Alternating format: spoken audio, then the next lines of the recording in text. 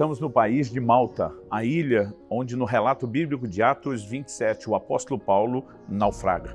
Essa é a cidade de Medina, a antiga capital.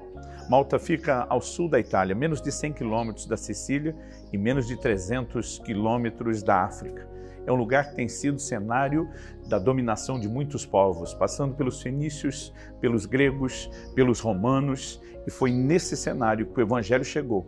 E até hoje é considerado o país mais religioso e cristão de toda a Europa, porque o Evangelho deixou aqui as suas marcas.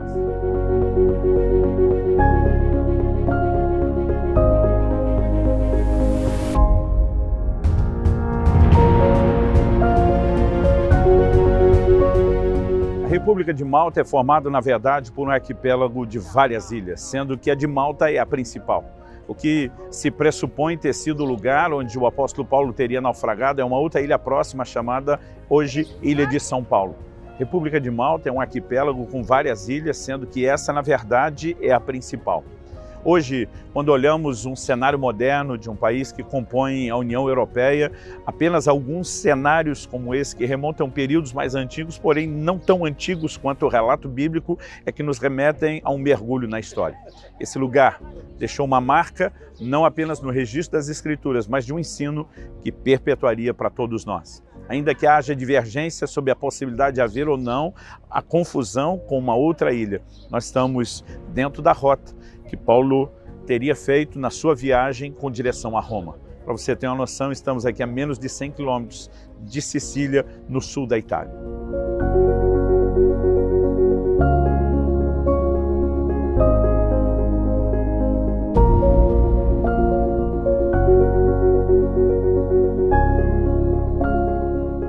Gente, o que nós temos aqui é o porto de Malta ao fundo.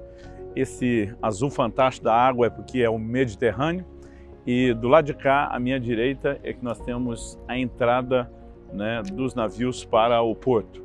O relato bíblico foi que um navio de Alexandria que havia passado o inverno na ilha, ele foi a forma de locomoção como Paulo, o centurião que o vigiava e todos os outros prisioneiros e tripulantes que sobreviveram ao naufrágio conseguiram sair da ilha. Uma das questões a ser destacada é que Malta estava como ponto de apoio ao longo do caminho, e se não tivesse havido a tempestade, de qualquer forma, muitos barcos costumavam parar por essa região. Acabou que, no meio desse contexto, isso pode ser a forma como Deus usou para que eles pudessem se salvar.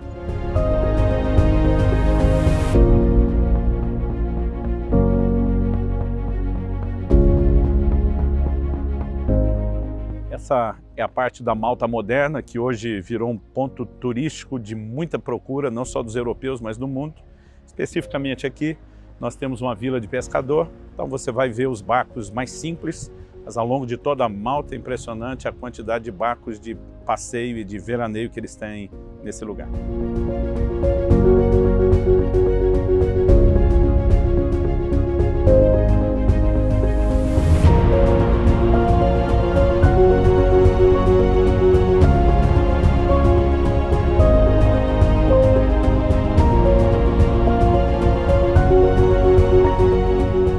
Saímos agora da ilha de Malta e de barco estamos a caminho da ilha de São Paulo, o lugar onde acredita-se tenha acontecido o naufrágio de Paulo.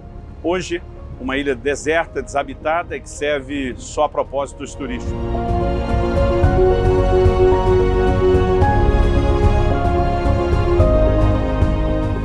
Estamos na ilha que é chamada a Ilha de São Paulo, onde tem até um monumento aqui atrás de nós, por ser o que imaginam o lugar onde ele teria naufragado.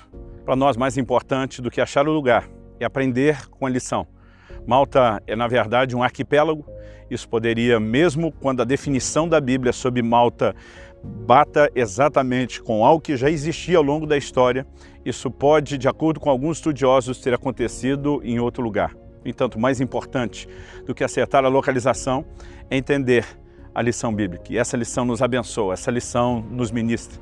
E eu tenho certeza que esse episódio vai enriquecer a sua vida com uma aplicação muito prática da Palavra de Deus.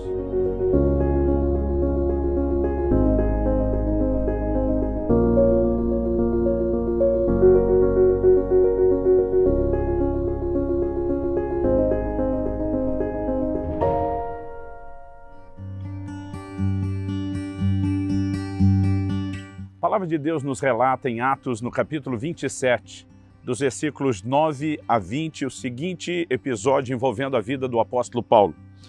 Depois de muito tempo, tendo se tornado a navegação perigosa, e já passado o tempo do dia do jejum, Paulo os aconselhou dizendo: senhores, vejo que a viagem vai ser trabalhosa, com dano e muito prejuízo, não só da carga e do navio, mas também das nossas vidas. Porém, o centurião dava mais crédito ao piloto e ao mestre do navio do que ao que Paulo dizia. Não sendo o porto próprio para invernar, a maioria deles era de opinião de que deveriam partir dali para ver se poderiam chegar a Fenícia e ali passar o inverno, visto ser porto de Creta, que olha para o noroeste e para o sudoeste, soprando brandamente o vento sul. E pensando eles ter alcançado o que desejavam, levantaram âncora e foram costeando mais de perto a ilha de Creta. Entretanto, não muito depois, desencadeou-se ao lado da ilha um tufão de vento chamado Euroaquilão. O navio foi arrastado com violência e, sem poder resistir ao vento, cessamos a manobra e nos fomos deixando levar. Passando ao abrigo de uma ilhota chamada Cauda, com dificuldade conseguimos recolher o bote. E tendo içado o bote, os marinheiros usaram de todos os meios para reforçar o navio com cabos de segurança. E temendo que fosse encalhar nos bancos de areia de Sirte, desceram as velas e foram à deriva. Açoitados severamente pela tormenta, no dia seguinte começaram a jogar a carga ao mar. E no terceiro dia, nós mesmos, com as próprias mãos, lançamos ao mar a armação do navio. E não aparecendo havia já alguns dias nem sol nem estrelas, caindo sobre nós grande tempestade, dissipou-se afinal toda esperança de salvamento. Esse é o relato que precede o naufrágio de Paulo na ilha de Malta, aonde estamos. E aqui, antes de tratar dos detalhes do que aconteceu depois, eu gostaria de começar justamente a partir dessa conversa de Paulo, que os orienta, dizendo: senhores, a viagem vai trazer dano não apenas para o navio e para a carga, mas para as nossas vidas. E não o ouviram. E justamente porque não ouviram o conselho de Paulo, eles enfrentam essa tempestade. Eles são, na linguagem bíblica, açoitados severamente pela tormenta. E tudo isso o que acontece, tudo aquilo que eles passam e experimentam, poderia ter sido evitado se um conselho tivesse sido ouvido. Então, algo que podemos aprender com esse relato bíblico, porque essa sempre deve ser a maneira como nos relacionamos com a palavra, o que ela tem a nos ensinar, o que ela tem a nos acrescentar. Tudo quanto foi escrito para nosso ensino foi escrito. E a lição principal que eu vejo aqui é que algumas tormentas são desnecessárias. Elas poderiam ser evitadas. Não significa que aquela tormenta não aconteceria, porque era um fator natural, mas aquele navio não precisaria ser pego por aquela tempestade. Aquilo poderia ter sido evitado. Em primeiro lugar, nós precisamos entender porque o apóstolo Paulo estava viajando nesse navio. Esse pano de fundo nos ajuda a entender melhor o comportamento de Paulo e a forma como ele vai tratar com as circunstâncias que se desdobrarão depois. Então, eu quero fazer um breve resumo da linha do tempo, que nos remete a Atos 21. Nós temos Atos 21, 22, 23, 24, 25, 26 como pano de fundo do que está acontecendo nesse momento. E no capítulo 21 de Atos, dos versículos 27 a 31, nós vemos que quando Paulo estava em Jerusalém no templo, os judeus tentaram matá-lo. É nesse momento que, por conta do tumulto que acontece, um comandante das tropas romanas, ele precisa intervir, e ele, chegando lá, salvou Paulo de ser despedaçado pela multidão e o leva preso a uma fortaleza. Esse relato está em Atos 21, de 31 a 36. Enquanto está sendo levado preso, Paulo pede para testemunhar. E diante do testemunho de Paulo, que agora apresenta a verdade em Jesus, a multidão se enfureceu. E quando os oficiais decidiram açoitá-lo, ele revela que é um cidadão romano. Esse relato está em Atos 21, desde o versículo 37 até Atos 22, 29. O Sinédrio foi reunido e Paulo agora testemunha de Cristo novamente diante do Sinédrio. Mais uma vez, os judeus planejam matá-lo no movimento de tirá-lo da fortaleza. Cláudio, o comandante das tropas romanas, toma conhecimento e decide enviar Paulo ao governador Félix, que por sua vez o coloca no pretório romano. Esse relato está em Atos 22, 30 até o capítulo 23, 35. Félix ouviu a defesa de Paulo várias vezes, mas nada fez a respeito. 2 anos se passaram E a palavra de Deus registra que ele esperava Paulo oferecer algum tipo de dinheiro, de suborno, para evitar a prisão, o que Paulo, como homem de Deus e integridade, nunca fez. Então, depois desses 2 anos esperando uma proposta de suborno, Félix acaba sendo substituído por Pórcio Festo. É nesse momento, e esse relato está em Atos 24, de 1 a 27, é nesse momento que Festo, governador romano, tão logo assume o governo, ele é abordado pelos oficiais dos judeus para resolver essa situação do julgamento. E ele pergunta se Paulo quer ser julgado em Jerusalém. O apóstolo Paulo nega a possibilidade de um julgamento em Jerusalém e ele apela a César. Isso significaria ser julgado em Roma. Esse relato está em Atos 25, versículo 1, até Atos 26, 32. Festo acaba trazendo o rei Agripa para ouvir Paulo e a conclusão do rei Agripa, no final das contas, é: se ele não tivesse apelado para César, ele poderia ser solto. Agora, a possibilidade de ser solto foi-se embora e um julgamento é necessário acontecer em Roma.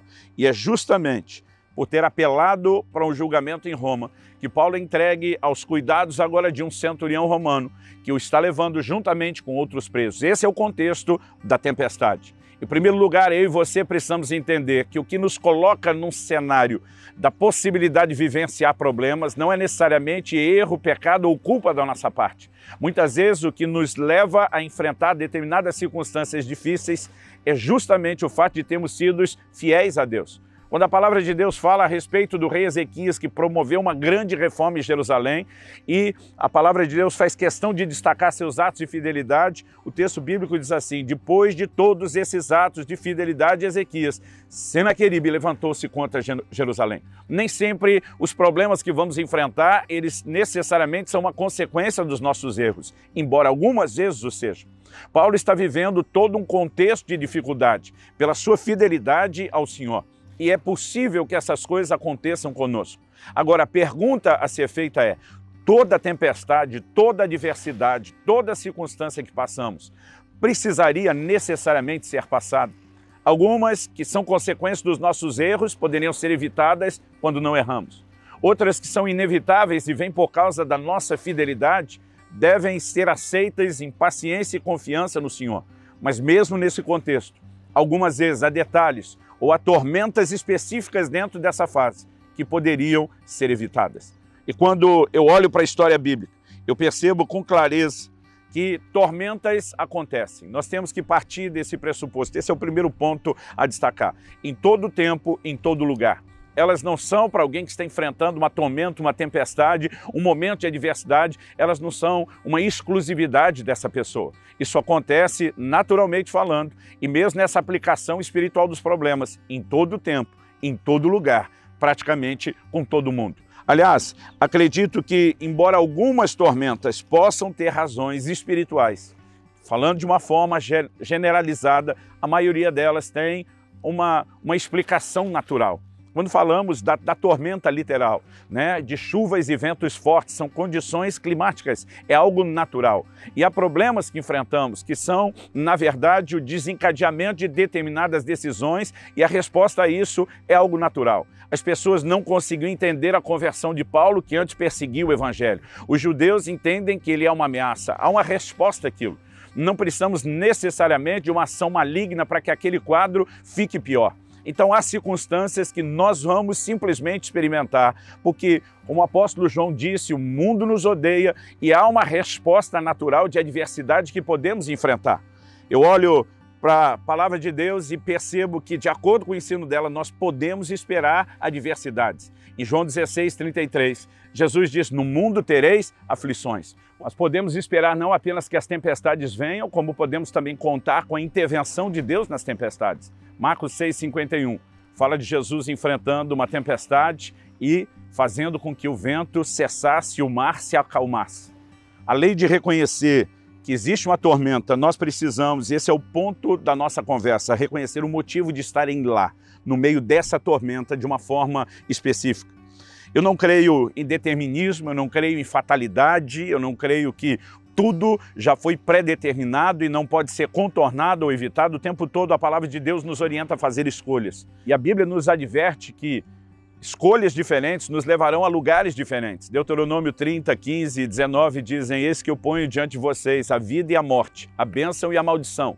Deus diz: escolhe vida. Ele está dizendo, um caminho diferente leva a um destino diferente, escolha direito. E com isso em mente, embora Deus possa usar todas as circunstâncias para trabalhar em nosso favor, como diz Romanos 8, 28, todas as coisas cooperam para o bem daqueles que amam a Deus e são chamados segundo o seu propósito, há também essa questão das escolhas. E como declaramos, Paulo, ele deu um conselho para que aquela tempestade fosse evitada. Em Atos 27, de 21 a 26, nós lemos o seguinte: havendo todos estado muito tempo sem comer, Paulo, pondo-se em pé no meio deles, disse: senhores, na verdade era preciso terem me atendido e não partir de Creta para evitar esse dano e perda. Ele está sendo muito claro: se vocês tivessem me atendido, se a gente não tivesse saído de Creta, tudo isso poderia ter sido evitado. Ele diz: mas agora, aconselho que tenham coragem, porque nenhuma vida se perderá, mas somente o navio. Porque essa mesma noite o anjo de Deus, de quem eu sou e a quem eu sirvo, esteve comigo dizendo: Paulo, não tenha medo. É preciso que você compareça diante de César. E eis que Deus, por sua graça, lhe deu todos os que navegam com você. Portanto, senhores, tenham coragem, pois eu confio em Deus que tudo vai acontecer conforme me foi dito. Porém, é necessário que sejamos arrastados para alguma ilha. Então, olhando para essa declaração de Paulo, fica evidente para mim que aquela tempestade, aquela tormenta poderia ser evitada. Na minha e na sua vida, precisamos entender de maneira prática como evitar tempestades. Acredito que a palavra de Deus nos mostra que decisões de seguir a orientação da palavra de Deus devem ser tomadas continuamente. E há elementos práticos que vão nos poupar de problemas, que são preventivos. Por exemplo, em Deuteronômio 22, 8, Deus disse: se alguém construir um terraço, construa também um parapeito. Qual era o motivo do parapeito? Evitar uma queda, um acidente. Deus diz, para que ele não seja culpado do sangue de alguém que possa cair de lá. Muitas vezes nós não somos preventivos o suficiente. Vejo crentes viajando pela estrada, correndo em alta velocidade, fazendo ultrapassagens perigosas, arriscadas para eles e para os outros e declarando que eles acreditam na proteção de Deus. Deixar de praticar a prevenção que a palavra de Deus orienta é insensatez, é desobediência e pode nos levar a ter problemas e consequências. Mas além desses elementos práticos que não precisam de muita explicação, acredito que a lição principal é que nós precisamos aprender a ser sensíveis à direção do Espírito Santo. Romanos 8,14 nos diz que os que são guiados pelo Espírito de Deus são filhos de Deus. Quando Paulo estava dizendo, senhores, veja o que? Essa palavra veja era uma espécie de anteveja, ele não estava dizendo que teve uma visão. Ele estava dizendo, eu percebo, eu concluo, ou na linguagem que o crente gosta de usar, estou sentindo que vai ter problema, né? Estou sentindo que haverá dificuldades. E aquilo era um alerta, alertas que devem ser respeitados. Nós precisamos aprender a entender como viver a liderança do Espírito Santo. Advertências dele podem nos tirar de problemas e circunstâncias difíceis. Porém, a maioria de nós não ora clamando a vontade de Deus, não gasta tempo na presença do Senhor, buscando a orientação de Deus, e muitas vezes, quando estamos no meio de uma circunstância difícil, ainda podemos estar nos questionando por que Deus o permitiu. Imagina Deus olhando para nós, dizendo o tempo todo, eu tentei tirar você disso, mas você não foi sensível. Em circunstâncias como essa, onde alguém já errou por não ter ouvido a direção de Deus, eu acredito que a orientação que precisamos ter de forma prática é encontrar o lucro que pode ser tirado dessa circunstância. Entrei na tormenta desnecessária, e agora? Os danos podem ser amenizados com oração, com arrependimento. A palavra que Paulo recebeu é que aquelas pessoas se converteriam. Algum lucro poderia ser tirado daquilo, embora o navio e a carga tenham se perdido, embora tenha havido um prejuízo em circunstâncias naturais, um lucro espiritual ainda poderia ser tirado, porque, como dissemos, Romanos 8, 28 diz que todas as coisas cooperam para o bem. Deus pode tirar coisas boas de circunstâncias ruins. E nós percebemos isso quando eles chegam naquela ilha, são recebidos com muita hospitalidade, né? Ou, como diz a Nova Almeida atualizada, com singular humanidade. E percebemos isso também que no momento em que eles encontram um outro barco para partir, esse mesmo povo que os recebeu os trata muito bem e faz providência para a viagem, para tudo aquilo que eles teriam. No entanto, não é por causa de determinadas situações de lucros ou de coisas boas que saem das circunstâncias ruins que nós vamos acreditar que tínhamos que passar pelas circunstâncias ruins. as lições práticas. Haverão tormentas. As tormentas podem ser evitadas por orientações práticas da palavra de Deus ou pela liderança do Espírito Santo. Mas o reino de Deus deveria estar ganhando, mesmo quando eu e você estivermos passando por alguma perda. Nos próximos minutos, nós vamos ter uma conversa de aplicação prática dessa palavra. Fique conosco.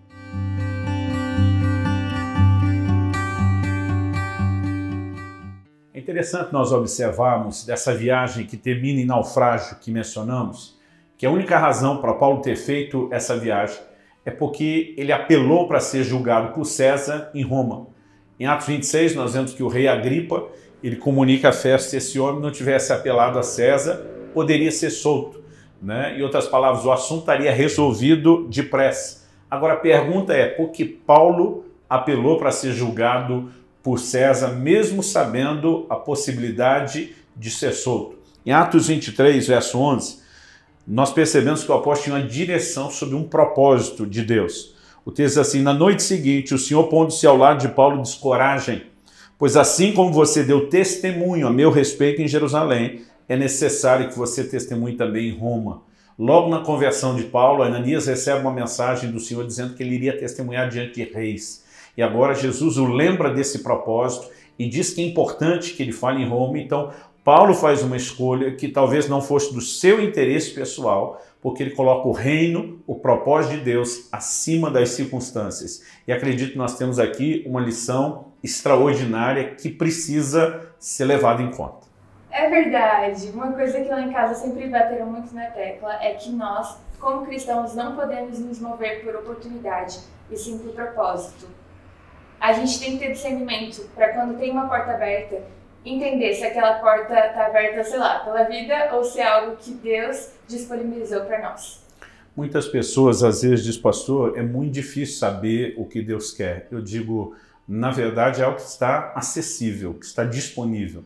No entanto, exige de nós desenvolver esse relacionamento com Deus naquele modo personalizado. Romanos 8,14 diz que os que são guiados pelo Espírito de Deus são filhos de Deus. O Espírito Santo deseja nos guiar, né? Não é o propósito entrar a fundo na liderança do Espírito Santo agora, mas a Bíblia diz que o Espírito testemunha em nosso espírito que nós somos filhos de Deus. A gente sabe que é filho de Deus não porque teve uma visão espetacular, não porque ouviu uma voz, uma experiência mística, mas por uma convicção. E nós precisamos entender que na vida de oração e relacionamento com Deus, Ele quer nos trazer essas convicções. Então, quando Paulo diz, vejo que a viagem, né, vai ser problemática, ele tinha uma convicção, ele não está mencionando uma experiência extraordinária, espetacular, mas ele tinha uma convicção que depois ele levanta, né, dizendo, vocês tinham que ter me ouvido. Então, o crente vai ter isso muitas vezes. Eu me lembro de uma viagem que nós estávamos fazendo em família, estávamos numa serra, o trecho de Curitiba até São Paulo, já estava assim, final da tarde, quase começando a anoitecer, eu estava cansado, né? A serra ela tinha muitos radares controlando a velocidade e eu lembro que eu decidi ficar andando atrás de um caminhão, né? O lado da nossa pista tinha duas faixas, eu podia ir até mais rápido que os caminhões, mas normalmente os caminhoneiros sabem onde estão o radar, eles andam na velocidade, eu não queria me preocupar com nada e estou andando atrás do caminhão, uma certa distância de segurança, mas sem sair de trás dele. De repente, em algum momento, me vem uma convicção, né, no meu espírito, sai de trás do caminhão. Aquilo foi tão forte, não era uma voz audível, mas foi tão forte que eu até regi, né? Aquele tipo de coisa, o que está acontecendo? Aquilo veio de novo dentro de mim, sai de trás do caminhão agora. A única coisa que eu fiz foi olhar e conferir nos retrovisores se não tinha ninguém atrás e que não. Já comecei a frear, fui me distanciando do caminhão. Enquanto freava, dei seta e fui saindo para a faixa da esquerda. Foi o tempo de eu tirar o carro para a faixa da esquerda, o caminhão à minha frente começou a arrastar as rodas naquela freada brusca, né? E deu tempo, porque o caminhão freou mais rápido do que eu estava freando, eu acabei ultrapassando ele. Mas antes de ultrapassar, deu para perceber a razão da freada.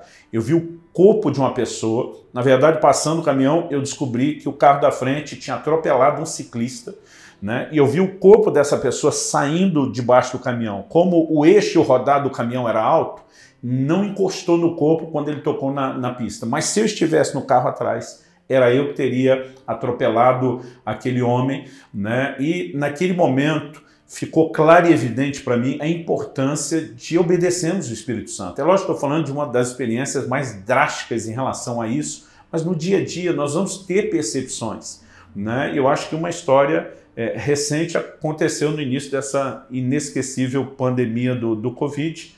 Você tinha vindo, né, Lissa, para o casamento de uma prima sua, minha sobrinha, ficaria uns dias e voltaria para ter as suas aulas lá nos Estados Unidos. E quando foi chegando o tempo da viagem, nosso coração foi apertando.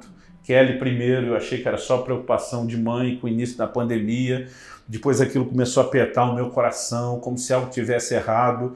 E nós tomamos uma decisão, né? Lissa concordou conosco, de suspender a ida dela de volta para os Estados Unidos. Detalhe antes dela contar aqui o desfecho, é que na nossa cabeça, tudo que a gente imaginava, mas se ela não usar essa passagem de volta, comprada muito tempo antes, naquelas promoções que não dá para mexer, a gente perderia a passagem, não teria condições de comprar outra. Então para a cabeça não fazia sentido, mas quanto mais a gente orava, o entendimento dentro da gente é que ela não deveria ir. Eu lembro que era uma sexta-noite, seu voo sairia de São Paulo às 10 da noite. A gente mala feita, a gente teria que te levar de carro, né? Já sairíamos durante o dia e a gente desistiu de fazer a viagem. Na semana que tudo isso aconteceu, a minha escola lá ainda não tinha decidido se a aula seria online. Era uma semana bem no começo, então ainda faltavam muitas definições e foi algo que não foi uma escolha racional, mas foi uma escolha que a gente fez em fé. E graças a Deus que eu não fui, porque exatamente no momento que eu chegaria, eu desceria do aeroporto, eu ia descobrir que a aula não seria mais presencial, que não daria para eu ficar no campus, que eu ia ter que me deslocar e que toda a minha viagem teria sido em vão. Você iria descobrir ao chegar porque estaria incomunicável no avião, mas estando em casa, o e-mail chegou às 11 e pouquinho, seu voo teria saído às 10, né? E o e-mail comunicando que não precisaria ir, que tudo ia para o modo online, chegou, né? E a gente depois começou a perceber o problemão que seria se você tivesse voltado. Cada vez que a gente conversa, a gente consegue pensar em ainda mais desdobramentos de por que foi tão importante eu estar aqui nesse momento. Então, a gente é muito grata a Deus. Então, ser guiado por propósito começa primeiro naquele propósito claro, definido na Escritura, mas segundo, dessa direção. Nós temos que cultivar dia a dia, numa vida de oração, um relacionamento com o Espírito Santo que permita ele nos dirigir. Mas, às vezes, as pessoas, como falamos na mensagem, não deram ouvidos, entraram já numa tormenta que está acontecendo, e aí a gente falou a respeito de tentar tirar lucro dela. Quando a gente fala de tormenta, né, eu já vejo tantas famílias da igreja, a gente viu passar por essa situação, se encontrar às vezes no hospital com o filho. E essa tormenta não é necessariamente uma desnecessária, são tormentas da vida, mas naquele momento de dor, de dificuldade, né, encontrar um propósito naquele lugar, de falar de Jesus para outras pessoas, para o leito do lado, né, às vezes levar salvação para toda uma família. Agora, uma tempestade desnecessária que eu vejo assim, no nosso dia a dia é que muitas vezes, num desentendimento familiar, né, a pessoa ela entra naquele lugar aí onde fica tudo azedo, fica tudo ruim, mas por uma dureza de coração, né, ela permanece naquela situação difícil, sendo que ela poderia se render mais facilmente, pedir perdão, ser humilde e sair daquele lugar, né? Então que a gente possa ter um coração maleável, ensinável, dirigido pelo Espírito Santo. Quando a gente entra na tempestade, que a gente possa tirar proveito disso, né? Se você entrou às vezes num relacionamento tudo gritava que não era, Deus falou que não era, o pai falou que não era, o pastor falou que não era, mas você entrou, né? Agora o que fazer? Você fez uma aliança. Então é tempo de crescer em oração, crescer em Deus, crescer na intercessão, sabe? Crescer no perdão e crescer em fé, para crer que agora essa situação possa ser revertida, essa outra pessoa possa ser alcançada, mas é um preço que a gente paga quando a gente não anda sensível. Eu me lembro de uma vez que nós morávamos no interior aqui do Paraná, e eu estava indo buscar os nossos filhos na escola, eles eram pequenos, e eu fazia aquele mesmo caminho todos os dias. Eu também me lembro quando eu fui surpreendida por uma direção do Espírito Santo para eu mudar de caminho. E eu lembro que essa mudança de caminho me fez andar por algumas ruas da cidade que eu nem conhecia muito bem, uma cidade pequena, mas devido ao relevo, aquele trânsito alternativo ficou meio fora do racional, assim, pra mim. Eu lembro que eu dei muita volta e eu fiquei me perguntando por que tinha dado toda aquela volta, mas o impulso foi tão claro também. E na volta para casa, pelo caminho habitual, tinha tido um acidente horrível de trem, tinham vários carros envolvidos, então eu fiquei muito agradecida a Deus porque eu poderia ter entrado numa tempestade desnecessária, caso não tivesse dado ouvido àquele impulso, né? Então, nós precisamos estar conectados com o Espírito Santo. É um desperdício a gente viver a nossa vida tendo essa voz, sabe, disponível para nos guiar, porque nós, os filhos de Deus, são guiados pelo Espírito Santo. Muitas vezes a gente está tão, sabe, tão desatento que passa despercebido mesmo, assim, essas direções, e que a gente possa conectar o nosso coração, que a gente possa treinar os nossos ouvidos espirituais para ouvir essas direções a cada dia, desde os nossos relacionamentos mesmo, porque eu vejo tanto Deus, sabe, dentro da nossa casa, nessas coisas, aquele dia que às vezes um está mais irritado que o outro, às vezes o Espírito Santo vem e fala, fica quietinha, sabe, ora, não abra sua boca agora, não faça essa cara. E você, sabe, às vezes ouvir realmente esses impulsos na minha vida tem muito valor, sabe? Todo o direcionamento do Espírito Santo, desde as coisas mais simples até uma orientação como essa que me livrou de um acidente. Então, que nós possamos crescer nisso, que nós possamos ser livres das tempestades, né? E quando, assim, for uma tempestade que não dê pra gente ficar livre dela, porque tem algumas tempestades na nossa vida que são necessárias, que a gente sempre tire proveito e busque o propósito para cada tempo, para cada estação da nossa vida. Quando a gente fala tirar proveito, é lembrar que as circunstâncias podem estar ruins, você pode estar se fortalecendo em Deus, não só para superar as circunstâncias, mas para crescer. E como Paulo na ilha, que transborda o evangelho, muita gente é salva, né? Que ele deu um exemplo de pessoas com familiares no hospital, mas estão lá falando de Jesus, testemunhando. Então, que o lucro do reino de Deus possa vir antes do nosso próprio conforto ou daquilo que é do nosso interesse, e que a gente esteja comprometido a evitar circunstâncias e tormentos desnecessários, mas se perceber que entramos, em vez de simplesmente, né, chutar o balde, a gente ter aquele tipo de sentimento, dizer, não, eu vou tentar amenizar tudo que for possível e lucrar no meu relacionamento com Deus e na ação de Deus, porque mesmo nessas tormentas, como nós vimos com Paulo, Deus também pode agir em nosso favor.